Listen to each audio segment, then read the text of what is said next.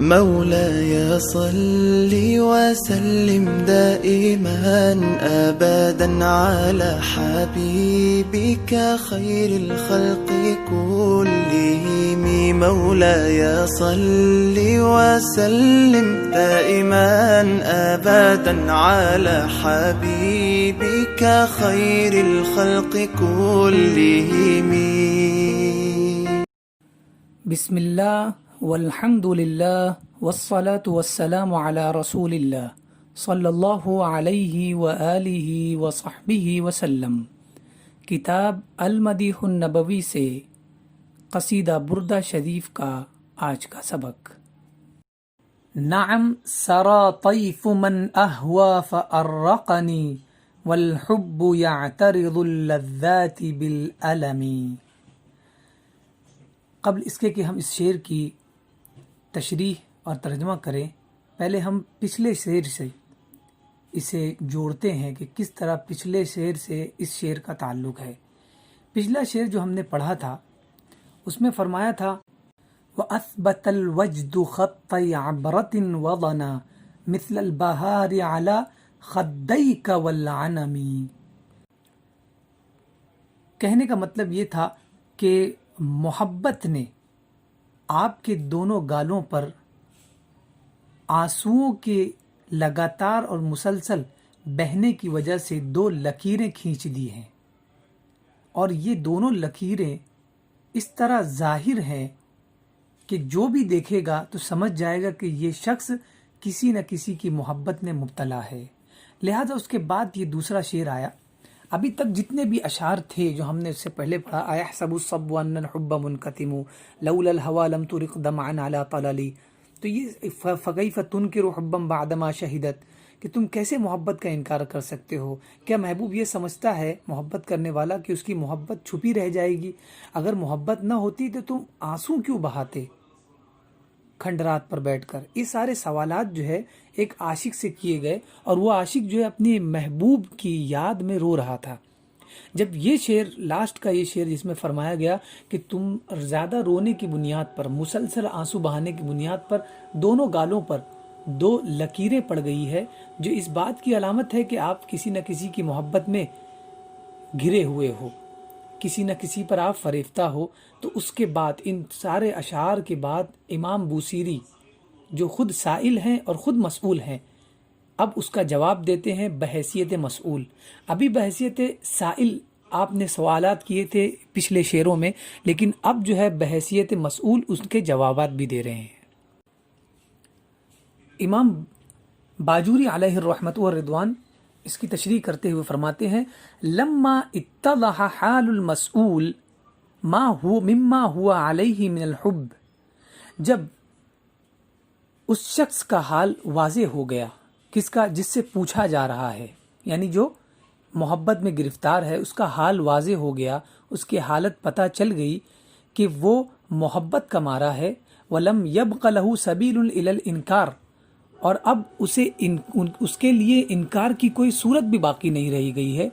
اقر واعترف بذلك، تو اب اس نے جو ہے اپنی اس محبت کا اقرار کیا اور اعتراف کیا. اب یہاں سے یہ شعر آیا نعم، ہاں. اب امام بوصیری فرما رہے ہیں ہاں، یہ محبوب ہے، یہ محب ہے، جو محبت کرنے والا ہے وہ کہہ رہا ہے. امام بوصیری اپنی زبان میں کہہ رہے ہیں. ابھی بحیثیت مسئول ہے، اس سے پہلے جو سوالات تھے وہ خود امام بوصیری کر رہے تھے، لیکن بحیثیت سائل. اب جو ہے بحیثیت مسئول اس کا جواب دیتے ہوئے فرما رہے ہیں نعم سرا طیف من اہوا فارقنی والحب یعترض اللذات بالالم.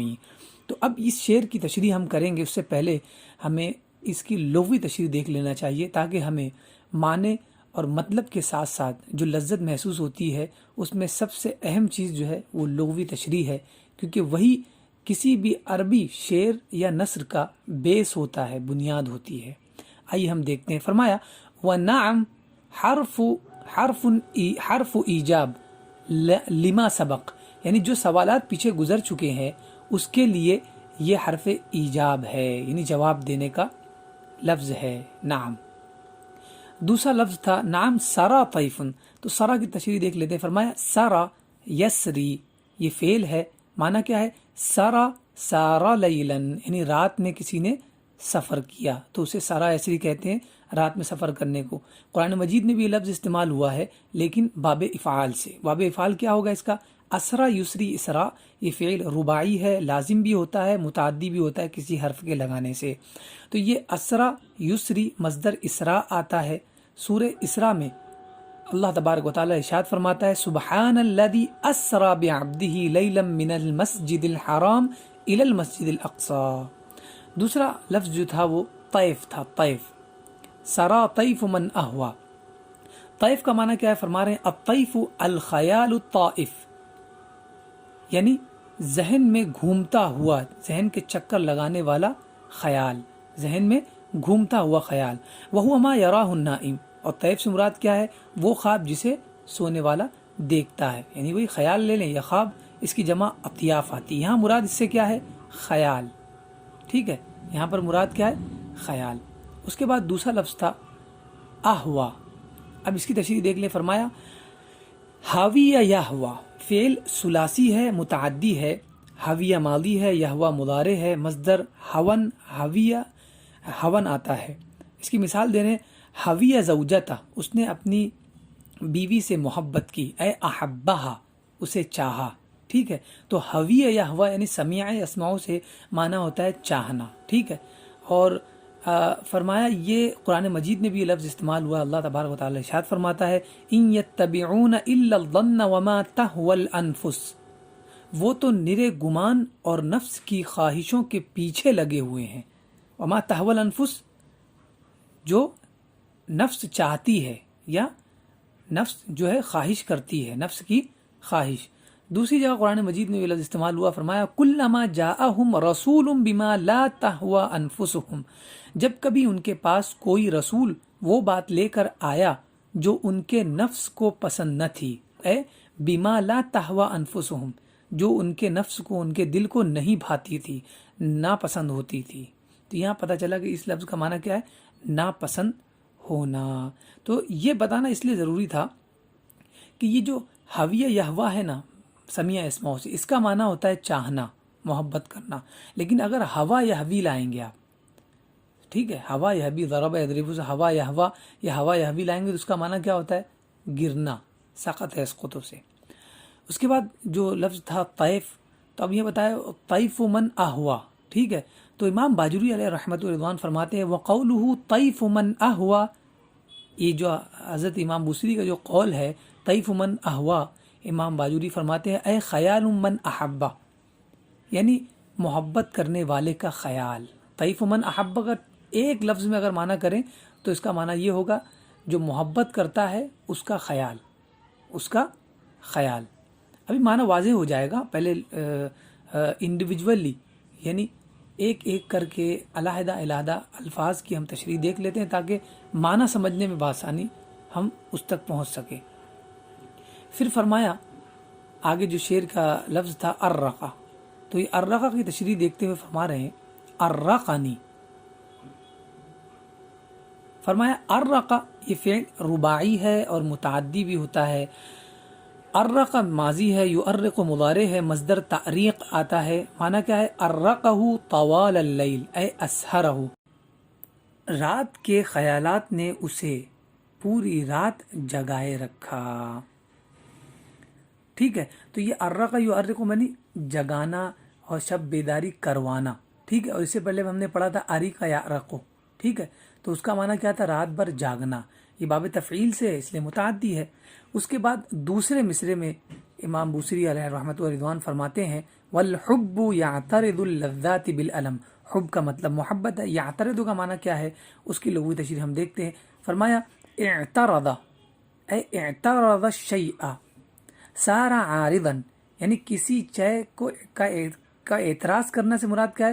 کہ وہ اس شے کے بیچ میں عارض ہو گیا، یعنی حائل ہو گیا۔ کما تکون الخشبۃ فی النہر او الطریق، جیسا کہ جو لکڑیوں کو باندھ بنا کر دریا یا راستے میں کے درمیان رکھ دیا جاتا ہے تو وہ کیا ہو جاتی ہے؟ پانی اور جو پانی کے درمیان اور آبادی کے درمیان حائل ہو جاتی ہے۔ یقال اعترض دونہ، اعترض دونہ اے حالہ، یعنی وہ اس کے سامنے حائل ہو گیا، وَاعْتَرَضَ لَهُ، اس کا معنی کیا؟ لام صلہ سے اس کا معنی کیا ہوتا ہے؟ منعہ، اس نے اسے روک دیا. تو اعترض یعترض، اعتراض کا مطلب ہوتا ہے کسی بھی چیز کے درمیان حائل ہو جانا، کسی بھی چیز کے درمیان حائل ہو جانا، اور اس طرح حائل ہونا کہ دونوں کے درمیان آنے جانے والی چیزوں کو روک دینا.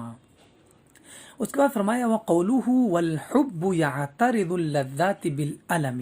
امام باجوری اس کی تشریح کرتے ہوئے فرماتے ہیں اے يَدْفَعُهَا بِالْأَلَمِ، يَدْفَعُهَا بِالْأَلَمِ یعنی وہ اسے روک دیتی ہیں. يَدْفَعُهَا بِالْأَلَمِ، يَدْفَعُهَا، ہا ضمیر کا مرجع کیا ہے؟ لذات. تو فرمایا کہ یعترض اللذات، محبت جو ہوتی ہے نا، یہ والحب یعترض اللذات میں یعترض کا فاعل جو ہے وہ حب ہے، یعنی محبت روک دیتی ہے، حائل ہو جاتی ہے اللذاتی، لذتوں کے درمیان، بالعلمی، درد کے ساتھ. کیا معنی ہے؟ اے یدفعها بالعلم، یعنی لذتوں کو وہ روک دیتی ہے درد سے. یعنی محبت میں جو درد ہوتا ہے نا، محبت میں جو درد ہوتا ہے وہ درد دنیا کی لذتوں سے، دنیا کی لذتوں سے اسے دور کر دیتا ہے، وہ دنیا کی لذتوں سے دور ہو جاتا ہے کیونکہ محبت میں وہ درد اسے ملتا ہے. یقال اعترضہ بالسہم، یہ کہا جاتا ہے اعترضہ بالسہم. اس کا معنی کیا ہے؟ اذا دفعہ بہ، یعنی جب کوئی شخص تیر سے کسی کو ڈھکیلے، دور کرے، اس وقت کہا جاتا ہے اعترضہ بالسہم، اس نے اسے تیر سے روک دیا. ٹھیک ہے، تو یہاں روکنے کا معنی ہے. تو ایک محبوب کو دنیا کی لذتوں سے جو روکتا ہے وہ کیا ہے؟ اس محبت کا درد ہے. اور اس پر فرمایا والمراد باللذات ما کان فیہ من النوم والتسلی عن المحبوبین. فرمایا کہ یہ لذات سے مراد کیا ہے؟ کیا دنیا کی لذتیں ہیں؟ جی ہاں، دنیا کی لذتیں ہیں، لیکن وہ کون سی لذتیں ہیں وہ بتا رہے ہیں. والمراد باللذات، اور لذات سے مراد کیا ہے؟ ما کان فیہ من النوم والتسلی عن المحبوبین، یعنی وہ نیند ہے اور محبت کرنے والوں سے جو تسلی ملتی ہے اس تسلی کا نہ ہونا. ٹھیک ہے. وَبِالْأَلَمِ مَا يَنْشَأُ عَنِ الْحُبِّ مِنْ شِدَّةِ الْوَجْدِ، اور درد سے مراد کیا ہے؟ کہ محبت کے سبب سے جو تکلیف اور جو درد ہوتا ہے، جو درد بنتا ہے محبت کی بنیاد پر، اسے ہی علم کہتے ہیں. بہرحال آئیے ہم اس میں اردو میں اس کا ترجمہ کر لیتے ہیں تاکہ بات واضح ہو جائے. امام بوصیری علیہ رحمت و رضوان سے سوال کرنے والوں نے سوال کیا تو آپ نے اس کا جواب دیا نعم، ہاں، سرا طیف، ہاں، سرا طیف من احوا، میرے محبوب کا خیال میرے ذہن میں آ گیا یا میرے دل میں آ گیا. فارقنی، تو جیسے ہی محبوب کا خیال میرے ذہن میں آیا، فارقنی، تو اس خیال نے مجھے رات بھر جگائے رکھا. اور یاد رکھیں والحب یعترض اللذات بالعلم، اور محبت جو ہوتی ہے نا وہ لذتوں کے درمیان حائل ہو جاتی ہے درد کے ساتھ، یعنی درد کی وجہ سے وہ لذتوں سے دور ہو جاتا ہے. نیند انسان کے لیے باعث لذت ہے، نیند آرام ہے، اللہ کی بہت بڑی نعمت ہے. لیکن جب کوئی شخص محبت کر لیتا ہے، عشق مجازی میں جب کوئی محبت کسی سے کر لیتا ہے تو اس کا حال یہ ہوتا ہے کہ وہ نیند بھول جاتا ہے. یعنی کہنا یہ چاہ رہے ہیں کہ محبت جو ہوتی ہے، محبت وہ لذتوں کے درمیان حائل ہو جاتی ہے، اس لیے کہ اس محبت سے پیدا ہونے والا جو درد ہوتا ہے، اس درد کی بنیاد پر اسے نعمتیں نہیں سوجتی. جو اللہ کی نعمتیں اسے ملی ہے، مثال کے طور پر نیند کا پایا جانا، سونا، وقت پہ وہ سوتا نہیں، رات بھر جاگتا ہے محبوب کی یاد میں.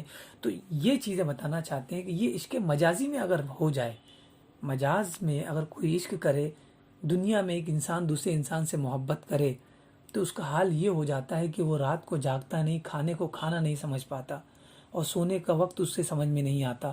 یہ ساری لذتوں کے درمیان کیا حائل ہو جاتا ہے؟ محبت کا درد. تو اب آپ سوچیں کہ امام بوصیری فرمانا چاہتے کہ میری محبت حضور سے ایسے ہی ہے جیسے کہ آپ یہاں دیکھ رہے ہیں.